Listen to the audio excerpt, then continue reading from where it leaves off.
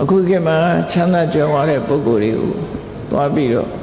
သူတို့ပစ္စည်းဥစ္စာကိုမျက်မုံသွားပြီးတော့မကြိုးကြနဲ့အတိတ်ဘဝက